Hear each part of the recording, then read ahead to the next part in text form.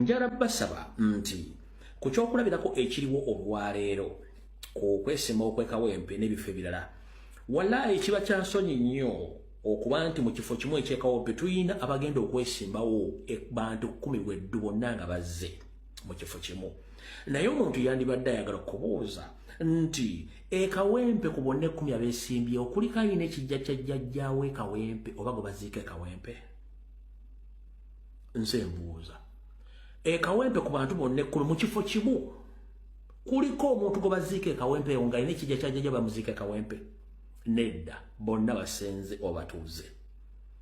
kati nze mu nkole yange njagala nnyo okwogera amazima bantu ne gebaluma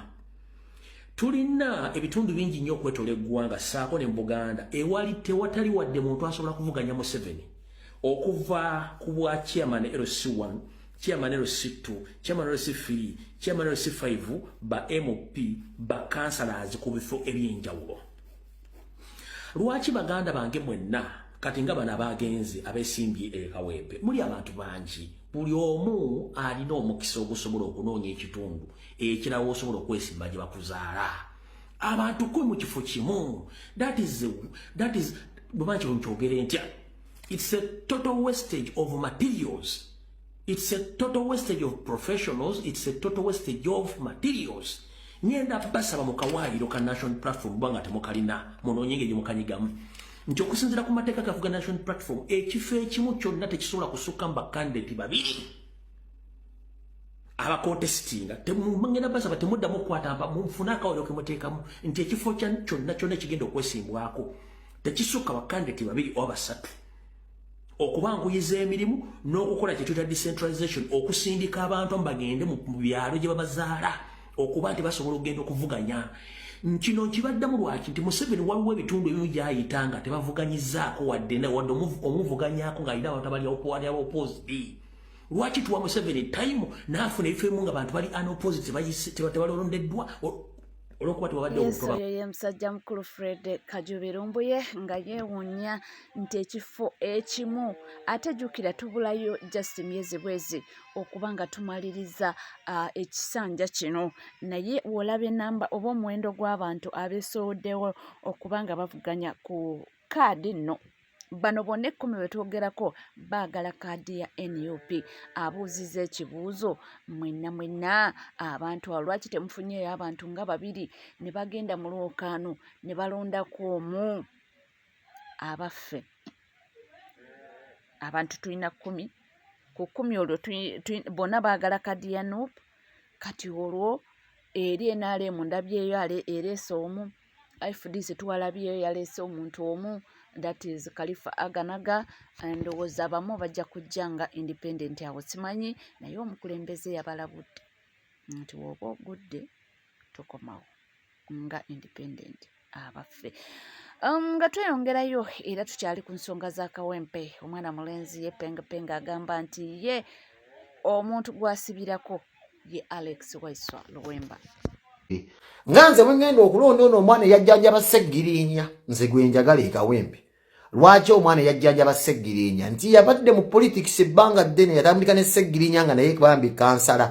era ajjanjaba Sseggirinya okuva yalwala mpaka gwe bayita simanyi oba yaani naye nze oyo gwe ntaddeko eriiso oba sooyo ono ayogeranga oba yennalukoola oba yennalukoze bitya ayogeranga mugalaba oyo omusajja naye kuba biri abo waliwo ajja okuwangula kwe yajjanjaba Sseggirinya ne Nalukoola waliwo ajja okuwangula abasigadde muddeyo munoonye emirimu okategedde Kapalo nkubidde essimu twogere kubigenda maaso mu America ku deportation ebyo sijja kubyogerako nja kubyogerako mu video edda mu kalulu ka kawempe era nga bwensolo okugamba nti abantu bajumbidde naye era akwankuzeeko amabega nti omukulembeze yagamba nti bw'obanga tofunye kaadi nga mu butuufu oli muna NUP takukkiriza oba tokkirizibwa okuba nga okomawo nga independent kinaasoboka nze naawe katugendeyo tulabe principal yagambye nti Robert Kyagulanyi yes, president president yes yagambye nti naayitanga naawe gwe bakuba akalulu tageza najja independent according to the party party yo nga bwekola ki si bino betulaba nti nze independent ekintu kino era n'abasaba nti gwe banaakuba gwe banaawangula adde mabega woyo awangudde a point yo eryetya ku nsonga eno gw'olaba ki gwe ki kyolaba kakati ekisooka ajo ino okumanya values z'ekibiina nze ekibiina saakiyingiramu buyingizi nti takisi eryawo babayita bannaye mugende mujje tugende nayingira ekibiina nga mmanyi wa gyendaga era nansonga lwaki nkiyingiddemu nasooka kumanya birubirwa bya kibiina kowa values z'ekibiina ziriki nimanya nti discipline integrity inclusiveness so mu inclusiveness eyo ndina n'abantu abaliko obulimu tukola ki mutubateeka nga tetusosodde muntu n'omu so nze nsuubira nti ekibiina kigenda kubeera very transparent era akakiiko ke kamu kegaaveetinga mukama wange Honorable Segirinnya Muhammad kati omugenzi ke kamuveetinga era ke kaayisa ke kakola okusalo ne kagamba no Segirinnya Muhammad agende for the following reasons atukwatire bendera era ke kakiiko ke kamu ke kagenda okuvaayo kagambe Muhammad Luwemba Luuswa olwokubiri wikejja olwabino nabino bigenda mu maaso abantu ab'enjawulo bavuddeyo kubanga bakuba tooki mu mukulu ono kanso Nalukoola abamu bagamba nti ye bajja muwa kaadi mbulwako balina ssente era bannakibiina kya NUP ze beetaaga ebintu bingi nnyo ndabye abamu bagamba nti oyo gaaye wa DP ate nti abuukira so simanyi nnyo kankutwaleko eyo naye tulabe njagala ennyo okutegeezera bannakawempe nti Nalukoola abadde wa Mawu temukyerabira era okuva edda nedda agamba nti ye pulezidenti we ye Mawu abantu bonna baava mu DP naye baavaamu lwa Mawu Nalukoola abadde yasigala ne Mawu kyokka twamulabye nga naye ayingira NUP agenda n'omuceere olw'okuba mukama we Mawu mu NRM bagenda n'emiceere oba otegedde ate nga NUP baatugamba bo tebagabula bantu ekyo si kikolwa kibi kyeyakoze Luganda kulya tegedde Luganda kulya naye omuntu eyakaveewa Mawu abadde ne Mawu ne DP yali eronda yagenda eggulu agenda alonde Mawu pulezidenti we era yagwayita pulezidenti we kyokka tuwulira mubadde ne bafuutu soodya bano baamagala abaana be baasiba temugambye nti kale magala bwe tuba tuwa kaadi yammwe be bayamaanyi waliwo eyogeddeko nange n'agamba nedda Nalukoola bagenda okumuwa kaadi kubanga ekimuweesa kaadi alina ground mbale naye mwatugamba kaadi yammwe y'amaanyi oli ne bw'aba agirina ne bw'aba muzibe ne bw'aba kasiru ne bakiba kisirusiru ne bw'aba mu mawube bamulonda bulonzi namwe mulonda balina ground bemulonda naawe olonda alina ground bweba nga mulonda alina ground bonna kaadi yammwe nga y'amaanyi mugyekakasa kale mugiwe magala tulabe bw'anaawangula mugimuwe fuutu soodya andi gye mutugamba kaadi y'amaanyi namwe munoonya balina ground bemugenda okuwa kaadi mu kaadi ekwongerako 5 naawe ng'olinawo 5 stupid of yesterday temutumanyiira musiruwala kaadi y'amaanyi oba temugiwa bafuutu soodya bweba y'amaanyi kaadi yammwe mpulya mugamba mugenda giwa Nalukoola twabagamba NUP temusobola kulekeraawo kutambula n'abantu ba DP Nalukoola abadde wa DP ne bamunaatugoba ne mutuvuma muvumye aba DP paakuulya bubi baalya baanywa basiru tebalina magezi bankwe balogo batemu kati lwaki ate temugenda okuwa kaadi musiruwala mutusiruwalirako kalulu ke Kawempe North nabagambye nti ko kalima ebbugumu era tetumanyi oba benagwa bite naye yenna gwe banaawa kaadi definitely ekibiina tekigenda okuba nga kisupportinga era yagenda okuba nga atambulira ku mulamwa nabo ebyoyo naye nga tweyongerayo byonna mu byonna mawulire agatambula kansooke mpiseewo kano nti essaawa yonna Susan Makula Bujingo ne Bujingo bajja kuwanga bawerukaminga abalongwa mbu mbo kiri confirmed nti ssaawa yonna bano bafuuka Nnaalongo ne Ssaalongo. Amawulire ago twasooka gawulira Fulufiga nga yagafulumizza essaawa yakakati gatandise okutrendinga, tetumanyi oba bituufu oba nedda, naye kasita olubuto terukula ludda mabega, olubuto lukula ludda maaso, era kyembakakasa nti kyonna ekinaaba nga tufunyeewo era tujja kuba nga tugabatuusaako. Ddako eyo wabaluseewo olutalo wakati wa Tamale Mirundi Junior ne Ssenga Acid. Simanyi olutalo luno oba luva kuki oba kiki kyo, naye bano beeyogerera ebisongovu era katugendeyoko tulabe. Nalabyeko ono omuvubuka atambula abigula amatako. I didn't want to talk about him. Tamale Junior nga onkolerako content. Junior olina akamanyiiro, but please ngoyo naye musiya abakubuze Junior mbadde nkusaba mu mutima Junior wankubira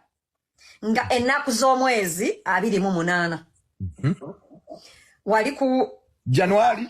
yankubira nga ali ne Richie, n'asaba Richie because Junior does not have my number. N'asaba Richie imbu akole live nzije muyambeko muvumire Juliet Zawed. Awulira? Bwembanga nimba Richie nga tatya bantu. Era ka nkubire Queen because Queen yambuza anyoyo mugenda kola live. Awulira? And I'm like, yeah, Richard nkubide agambye yaliko on that day, but I was very pissed that he made a video, for lack of content, imbu. Ssenga Acid a blackmailing abantu. Junior nga siku blackmailing akawunga kombu no bakuzina amatako. Ate ng'obimanyi kuva dda nga tennaba kujja. Junior nga siku blackmailing anga kombu no mwali kuseta hayi. Nga bagoba abasiyazi bonna ku ssomero, but you and your boyfriend nga tebakwatako because wali head boy. Nga tata wo yasasula sente. Banange abantu abalowooza imbu oli mukwano gwange so ojja kumanyira. I do not like that. Thank you. Junior tata wo yafanga omuliddemu olukwe. Ensi yonnanga ekimanyi. Ssenga Acid. Wano tata wo yafanga lindako olugambo lwe tukola nga gwe sikola nga olugambo ne tata wo. Oloza tata wo ekituufu we don't know. Yes ba ku government na yes ba ku Museveni na yes ba ku Lwabogo yes bye ku government mbuno yamuwa obutwa ate jakolera. You think we don't know? Ngane muzeewe gyali akolera ne yamvaako lyamazigo onveeko nga biwanvu era twalabye awo Junior ng'akola akatambi ng'ayanukula Ssenga Acid ng'amugamba nti mukazi gwe neesonyiwe. So ebyabano biwanvu. Ssenga Acid yanjogeddeko ne yamuddale amagezi gepa Ssenga Acid kwa yamuddale yetagasa. Ssenga Acid amagezi gemuwa anoonye ssente ave ku internet. Ebyokuvuma abantu, okuvoola abantu, okwemula abantu, okublackmailinga abantu, Ssenga Acid tekijja muyamba ku myaka gye 6. Nze nali mu pifu nga kyali mu primary nga Ssenga Acid ali ku internet. Ne kati tukuze, tuzimbye, mmotoka tugavuze, amataka tugaguze, tulina emirimu gye tukola, era okyali ku internet ofuma abantu.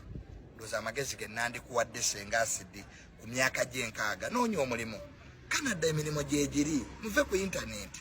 By the way, abantu bebweru Keizi, Ibulake, Sujiyu, no penge,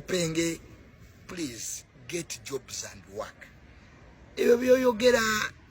tebina makulu. Twakatize go byogerako saalidde.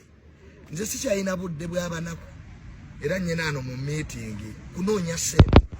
The end game is money. Noonya sente. Muve mu kuvuma abantu n'okuwemula abantu. Kati zate byonna bivaamu kati. Emagezi gemuwa Ssenga Acid. Olutalo lunaggwa lukyali luwanvu ate era nga lukyeyongerayo ate nga tuvudde ku oyo ku Junior n'essenga Acid ate ndabyewookaawo olulala lwa Fullfigure yo lulwe teruggwa buli kaseera abaako ne gwaba asika omuguwa naye buli mwana namwagala mbusimanya ffenna twava mu ghetto babigwe naani abo abaana mbagalako kimu baali banaku nganze igwe na gukulu bwoliko nesibako munava nawe mu ghetto nze ghetto yange njimanyi nze nava mama wange mbunava naye mu ghetto nze nsaba munyamani mukama yongere kubulesinga naye kikoyo kutukunamira nkikiri mama ani bwe wavana Fala mukulu ali kuno ku app eno sobola wabuzi sobola bawabuzi mubagizi wa Museveni she's a trend I'm a trending center.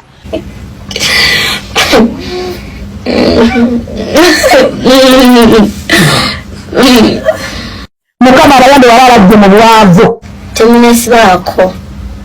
abaana bakoppa siba bonna begomba siba teyakuna nako. I'll give you an interview and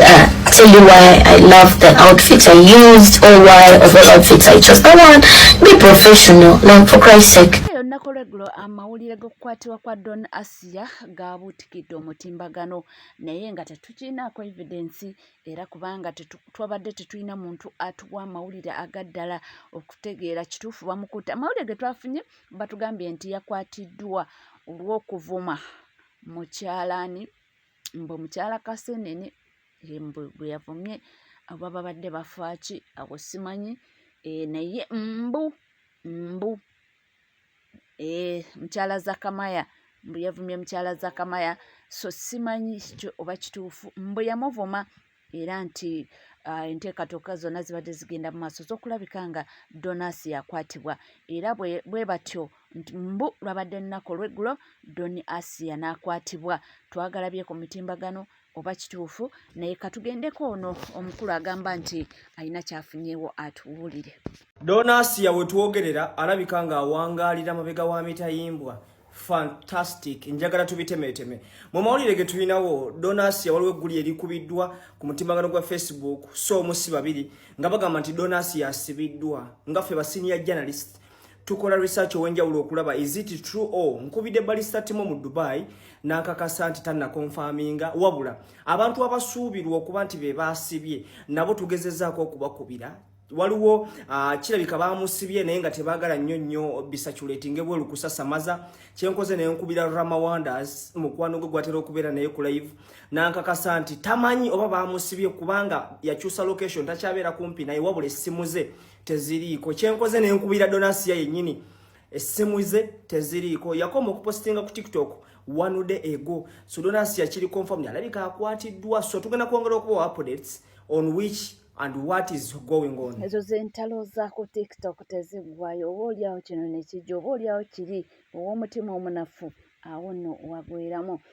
Bingi nnyo ebigenda mu maaso era bingi nnyo etugenda okuba nga tukutuusako naye nkugamba kimu nti mukwano gwe weeyongera okuba nga weekumidde ku Mukutu that is NCK TV era bw'oba oliyo nga tona subscribinga kekadde subscribinga ringinga that notification bell osharingo likinge amawulire tukyalina mangi nnyo nyini ddala buli kimu tujja kuba nga tukutuusaako mpolampola naye nga wenkugambye nti amawulire ga mukyala Susan Makula Bujingo ne Pastor Bujingo okuba nga beexpectinga abalongo munnange twakagafuna naye nga twasooka gawulira ku Fullfigure ng'agamba nti the expecting kati tumanyi tulinde nga we nabagambye nti olubuto lukula we luba lukula ludda mu maaso era nti naye jjukira omukyalo ono alina olubuto lwe lunene era omukyalo ono si gwe mulundi ogusoose okuwulira nga bagamba nti ali tumbutumbu baabyogerako awo era abantu ne balinda nga nedda naye this time around engeri gye kyogeddwa ng'omuntu akyogedde ye Fullfigure ate ng'ababeeramu tusuubira nti oba oliawo kyeyayogedde kituufu era tulindiridde munnange twesunze bonna abantu bano balina abaana omukyala Susan Makula alina omwana ow'obulenzi omukulu alina mu secondary Pastor Bujingo naye alina abaana mu mukyala oli Teddy Makula Teddy Bugingo naye of course kati bano nga bwe bali couple bukyabu beefuna babadde tebanatuwaayo baby kati amawulire wegati wegajja munnange gabeera gassanyu era nga malungi nnyo era abawagizi b'abantu bano naddala ba Susan Makulaya ne Bugingo besunze tuli ku NCK TV era nkugamba kimu nti bwobanga tona subscribinga kekade subscribinga wamala okusubscribinga ng'onyiga kade awo nooba omaze okunyiga kade tuula butuuzi kalira nywera mbenga ngakuwa